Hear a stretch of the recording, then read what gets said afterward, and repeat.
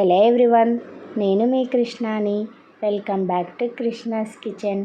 ఈరోజు రెసిపీ వచ్చేసి క్యాబేజీ పకోడీ. ఎలా చేసుకోవాలి ఈ వీడియోలో సింపుల్గా చూపిస్తాను, చూసేయండి. ముందుగా నా ఛానల్ ఫస్ట్ టైం చూస్తే సబ్స్క్రైబ్ చేసుకోండి. ఈ వీడియో ముందుగా స్కిప్ చేయకుండా పూర్తిగా చూసేయండి.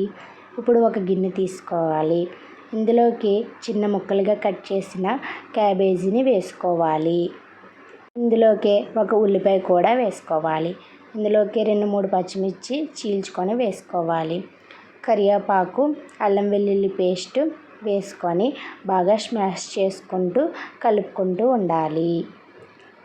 ఇందులోకి తగినంత సాల్ట్, 1 టేబుల్ స్పూన్ కారం, 1 టేబుల్ స్పూన్ గరం మసాలా పొడి, మీకు నచ్చితే ఫుడ్ కలర్ వేసుకోండి, లేదంటే వద్దు.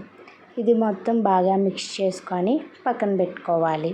ఇప్పుడు ఇందులోకి 1 కప్పు వరకు శనగపిండి, 1 కప్పు వరకు బియ్యం పిండి వేసుకొని బాగా మిక్స్ చేసుకోవాలి.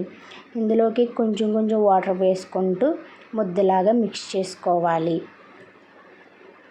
ఇది మొత్తం బాగా మిక్స్ చేసుకొని పక్కన పెట్టుకోవాలి.